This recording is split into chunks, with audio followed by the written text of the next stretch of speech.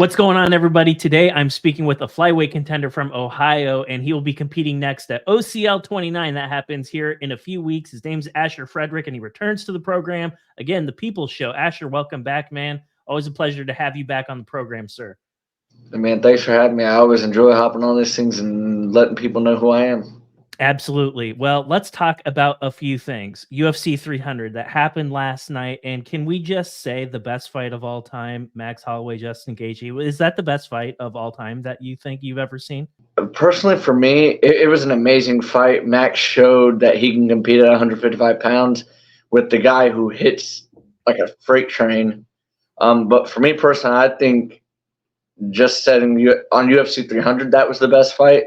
But for me personally, Joanna versus Weili Zhang, or Zhang Weili, however you say her name, that person is my favorite fight of all time. What did you think about the ending for the BMF, the last 30 seconds of that fight? Like, how insane was that? I've never seen anything like that before. Max Holloway's fucking psycho for that. But if you noticed, he hurt Justin earlier in the fight with a body. He went body, and then over the top of the head in the exact sequence he not flatlined him with. Same way but the ending to that fight, he put in a stamp on the absolute clinic. And I thought, to me, like, the last 30 seconds of that fight embodied what the BMF is supposed to be all about. Like, you're talking about, I don't think Max lost one round, in my opinion. He was winning every single one of those rounds. The closing seconds of the last round, and he's pointing down to the ground like, we're going to fight for the center of the cage. And I was just like, that is a BMF right there. Yeah. Because we're not talking about doing that against, some random guy. You're talking about doing that against like one of the most like dangerous, scary guys on the entire roster. Do it against that is really like you're in, like, that's just insane. But I mean, hey, he's the baddest motherfucker for a reason. He absolutely is. Well, I think you are also one of those sorts of fighters. You're a bad motherfucker too. I've been watching you fight for quite a long time now, and 2023, I mean, you're talking about a big year. You that's when you joined the pro ranks, and I knew you were going to be active. I knew that about you going into it. I was like, oh, this guy's going to fight a lot. I know he will. But like, I still was not prepared for the level of activity. Like, you're talking about 3 pro fights roughly over the span of 90 days. I don't think I've ever seen anything like that before. Can you walk me through going pro in 2023 and just the pace that you put on? Because I don't see people fight that often. So I had scheduled the fight with Hasib Khattab in June, and I went out there, smashed him, and I had maybe a few days, and then got right back in the gym because I was healthy, and then I signed a contract for APFC for that September, and then I'm at work mowing somebody's lawn, and my coach calls me and is like, "Hey man, this guy lost an opponent. It's at 135. I'm gonna say yes already, but just go look at the footage." And I saw the footage on this guy. His name's Chris McKinney. And P.S. Fuck that guy. He's a piece of shit, and I hope he rots in hell. But yeah. So I said, "Fuck yeah!" immediately. So I went from being 160 to 135 pounds in like a week, which that's really rough, but I'm able to do it because I don't give a fuck. And then, so I went out there, starched him, and broke his ribs, had him screaming like a bitch, "Stop, stop!" And you can actually hear that on the pay-per-view stream if you go watch it. I really don't like that guy. For somebody who's like intense and like a pretty violent dude in the cage, like, you're also pretty chill. And like, it would take a lot to get under like your skin like this. Like, what is it about this dude that makes you not like him? Because that to me seems kind of like an outlier for you. So this guy, me and my buddy Skylar Bray, who's also a professional fighter, a fucking savage. We go down to weigh-ins, and like, I'm cool, I don't really give a fuck if we're gonna fight, we're gonna fight. But he basically got in my face, held his hands up like he was the man because he's a hometown hero. And he's like, "I ain't the one, little boy." And I'm just like, "You shut your old ass up." And then he just starts going off like, "I'm going to fuck you up. You ain't the one. I'm going to test that chin."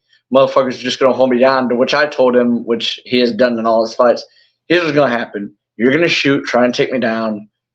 It's not going to work, so you're going to try and pull guard. I'm going to fuck you up for it. And then he just kept running his mouth. And then the one thing that really got under my skin, basically, he was like, I'm going to bury you next to your mom. And like when I was a kid, I lost my mom because she was an alcoholic and shit like that. And at that point, I was just about to go mental and fucking murder him there. But Scott was like, chill, chill, chill. And, you know, you're going to fuck him up tomorrow night. But a bunch of, he just was talking so much shit. And it's just like, bro, I'm about to beat the fucking shit out of you. Like, I'm the last guy you want to piss off. Like, so you go out there, Asher, you knock the guy out. Like after the fight, like usually that's where beef gets settled, whether it's in the public eye or not. He never like went back to you and was like, yo, man, like I was just trying to hype up the fight, or I was trying to get in your head, like, you know, let's let bygones be bygones. That never happened. He never like said he never said sorry for that shit, but like I didn't realize he was retiring. I thought we were swapping gloves or some shit. I was like, okay, yeah, like I'll swap gloves with you so like I don't look like a complete dickhead. But then this motherfucker started, my coach is like, Asher, what the fuck? Get the fuck out of there. And I'm just like, what? Oh. You made a pretty big introduction to a bigger audience, Anthony Pettis, FC7. And that was one I circled and I looked at, and there's a lot that I saw in that fight, but who cares what I think? What do you think about that performance? Like, I know we didn't get the result that we wanted, but you went up against a pretty tough guy and you showed a lot, like the wrestling. I saw the grappling. I saw the striking. I saw all the things I want to see out of like an exciting flyweight prospect. I thought you delivered on a lot of those things. We didn't get the result. Walk me through APFC 7. The fight, you know, obviously I got taken down. The biggest takeaway from that fight was I was getting to certain positions, but I wasn't doing anything with them. And obviously in the second round, I dropped him and shit. And then the third round, he rocked me, threw me. I got up, started splitting him open, fucking him up, reversed him a couple times, took him down a couple times. But the whole dilemma of that fight was I spent too much time in shitty positions, didn't do enough to get up and be, you know, just shitty positions. And, you know, I fucked up in the third round as well. I slipped off the back with a minute left. And that's the part that stings the most about that fight. Because I went out there and I wanted to show people I can compete and I'm ready to fucking fight whoever. I don't care who you put in front of me, because I can make it an exciting fight. But that's not my goal. My goal is obviously to win and put people in their seats and give something they can enjoy. Well, you have an opportunity to get back in the win column on May 18th. You'll be fighting at OCL 29 against Victor Guarriello. I probably absolutely butchered that man's name, so I apologize to him for screwing that up. But I look at this guy. You're talking about a guy with quite a bit of experience, and you know, his last result, that didn't go his way, but he was on a little bit of a winning streak in the past. Like, what made you say yes to this guy, and what are some of the things that you see when you size up your opponent?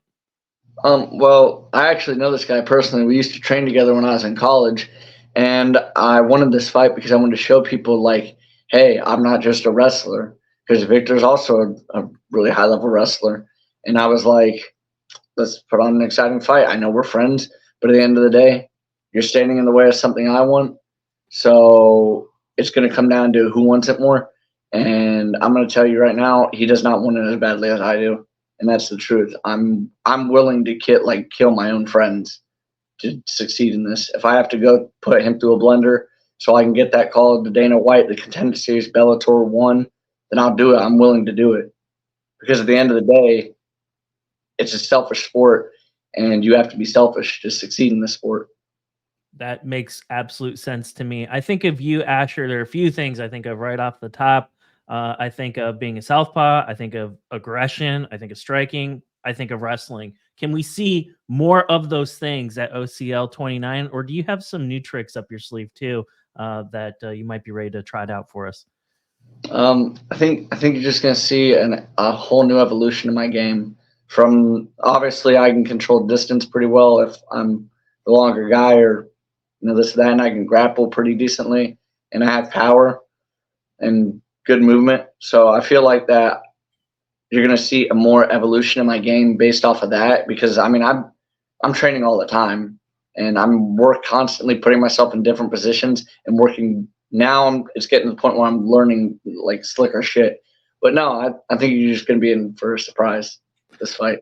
Well, you get the job done here. That moves you up to 4-1. And when I think of 125 pounders, there's a lot of good ones, particularly in LFA. I look at like that class of fighters, the flyweight class in LFA. I'm like, man, every single one of these guys is good enough to be in the UFC, in my opinion. And I was hoping to get yours. Like, what's the pathway to like getting into the show? Like, obviously for flyweight, that's not really a thing for Bellator and PFL, so that kind of limits you to either one or the UFC. Do you have a preference in one or the other, and how close do you think you are? I don't have a preference. Obviously, you know, I'm going to say the UFC because the competitor in me wants the UFC. But honestly, man, I'm just trying to change my life with this. I don't, you know, it doesn't matter where I end up. I know wherever you put me, I'm going to rise to the cream of the crop, you know, and that's just where I see myself. So either UFC or one championship, you know. I think if I can put on an absolute clinic and get a nice finish, you know, kind of how Max did to Justin Gaethje, something like that, or you know, just an exciting fight. I think that will also help get more eyes on me, because people are going to be like, look at this kid. He finishes fights. He's on a win streak, you know, because at the end of the day, they want to see guys who are winning consistently, because it protects the integrity of the sport and the promotion. They're not going to bring a guy in who's 50-50, this and that, like Antonio Castillo, for example. Nice guy, but like you can't be like fucking 14 and goddamn 26 or something and get the call. Like There's two essential ingredients. You need to have a good record, and you need to fucking finish people. And if you have those two things, especially if you're on the lighter end, especially if you're on a flyweight, like that's going to stand out. And if you have those things, like that's what really puts you on the radar. 2024, like walk me through, what are some of the goals that you have? Like, are you eyeing like a regional belt at this point? Do you want to go back to APFC and get a win there? Talk me through what you want to accomplish for the rest of 2024. So 2024, my goal is to, let's see, we're about to be in May right now. We're in April. My goal is to have 3 or 4 fights maybe this year. Obviously get a regional belt. That's my goal for the year. If the opportunity is presented, I'll take it. Yeah, get on Fight Pass would be cool. But man, I'm just in it because I love this shit. So whatever comes my way, I'm going to take it. That's the way I look at it. Well, ladies and gentlemen, make sure you tune in May 18th. Asher will be fighting at OCL 29. You are definitely going to want to check that out. Are people able to still buy tickets, or are you sold out, and are they going to have to check this out on pay-per-view? Right now they're still selling tickets, but it will sell out. They got a lot of great guys like Max Metzger fighting on that, Jaden Maddox, who is an Ohio State wrestler, state champion. Yeah, we just have a lot of good guys on the show, and it's going to sell out. And it's for a regional show that's not on Fight Pass. This will be like a UFC 300 type event. Well, there you go. Not much more to say about that. Before I let you go, I'd be remiss to not ask you this question. What's on the playlist right now? Because for me personally, I'm listening to some nasty stuff, my friend. And I know you're a believer. I know that you get funky with some things. So what's on that playlist right now for you? You know, right now, honestly, man, it's been a lot of Whitechapel. I've been in a dark place a lot, and I just, you know, let me burn, bro. I actually walked out of that in my last fight, but King 810, obviously they're pretty good. Sworn In, Knocked Loose, Die Order's Murder. You know, just a lot of heavier stuff. I'm with that. Do you think, like, for some of the most like badass people that I know of, which are MMA fighters, like it seems like everyone listens to like the 3 same goddamn songs. Everyone walks out to the same 3 goddamn songs, and it really irritates me. If I ever hear like Many Men one more time, dude, I just might fucking snap. I don't like that song. And then there are a couple other like rap songs that I really, really hate. They just get on my nerves. They're on every Instagram reel I ever see. I don't understand why so many people like this soy shit. And I'm just kind of curious, like, does that like make you want to snap even more when you hear all this crap and you're like the only person representing walking out to decent music? Yeah, man, it does. Like, I'm tired of these soy boy burger cuck bitches, bro. like, like I had the night of my pro debut. I think like 7 different fighters walked out to All My Life by Lil Durk, and I'm just like, shut the fuck. I wanted somebody to get the DJ and gun him down, bro, because fuck, you cannot let that many people walk out to that song. You should have. I mean, at least for me, I did have a song and it was on Spotify, and I was walking out to it consistently to help build my brand, but some shit happened, so I can't do that. So I'm limited to like 3 options. I either go with super fucking heavy or go to Working by Waka Flocka. That's the only 2 things I can do. And the only reason I go to Waka Flocka is because Waka Flocka, he's got party music, man, to get you in the mode to go. Hey, I think that's an acceptable answer. I just, man, I don't know. I can't freaking do it, Asher. Like, I hear the same crap, and I don't know. It takes me into a primal rage, and I'm not a primal rage kind of guy, but fucking 50 Cent Many Men puts me in a primal rage. It really does. I can't help it. I got something for your ass, my next reel. Oh God, I know. I've walked right into it. Everyone's gonna put that Many Men. They'll make reels of this show and put Many Men behind it. I know they will, just to fuck with me. I've walked into it, Asher. It is what it is. In any event, I appreciate you pulling up on the program. We have a big fight, and I think there's definitely going to be a lot more coming our way when it comes to Asher Frederick news. I'm expecting to see big things from you in 2024. But I also know that there are a lot of people that are working with you behind the scenes. I know you have sponsors. I know you have teammates that are doing what they need to do to build the best version of you that we're going to see here in a few weeks. Who do you need to shout out? Who are some of the people that you need to thank before we let you go? I'd like to first and foremost shout out Bijanari. They're a jiu-jitsu company here in Columbus. They're pretty well known. They do a lot of they give me clothes, they give me fight gear and all that stuff. Cycling Nature, they make bicycles and all that. Turp House Farms, CBD. Punch Gunk, Second Nature supplements as well. They handle all my pre-workout, BCAAs, creatine, glutamine, aminos, all that. Ohio Cryotherapy. They've been taking care of me for a long time since I was an amateur. I go there and I do the freeze and squeeze, and that's really helped with a lot with my recovery. And Wellness Flow. They give me vitamins and all that jazz. So, all right. Well, that's all I got, man. There you go. Buy all that stuff that Asher just mentioned. I'm sure him and his people would appreciate that. Asher, thank you for pulling up to the program, sir. I wish you the best of skill at OCL 29. Hey, thank you, man. I appreciate it.